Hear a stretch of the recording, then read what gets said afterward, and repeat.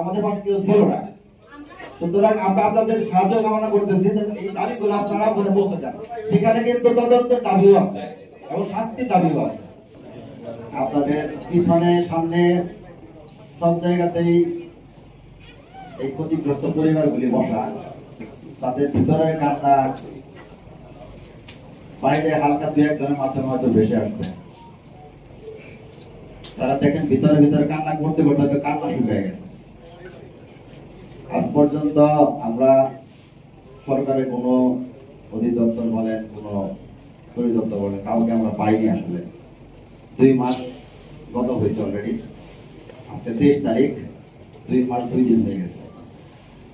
বাধ্য হয়ে আজকে আপনাদের সামনে আমরা আসছি আপনাদের সহযোগিতা পাওয়ার জন্য, যাতে করে আমরা আমাদের সন্তানদের যারা নিহত হয়েছে তাদের একটু খবরের পাশে গিয়ে বলতে পারি, তোমাদের রক্ত বৃথা যায় নাই।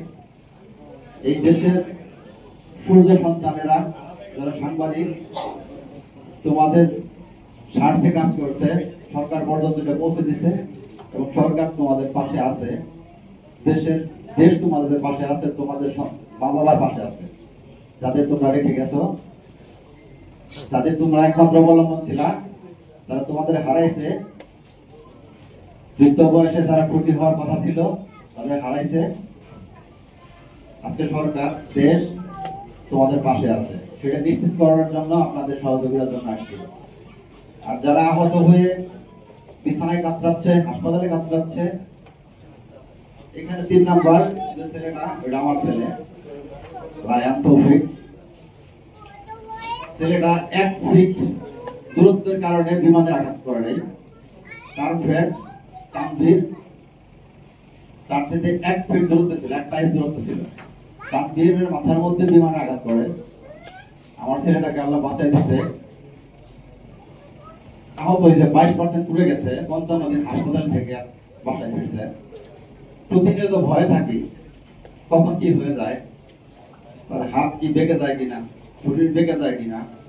তাকে এমন একটা ড্রেস পরাই দিতে হচ্ছে, সারা 23 ঘন্টা পরে থাকতে হয়, যে বাঁকা হইতে পারে না, সোজা হইতে পারে না।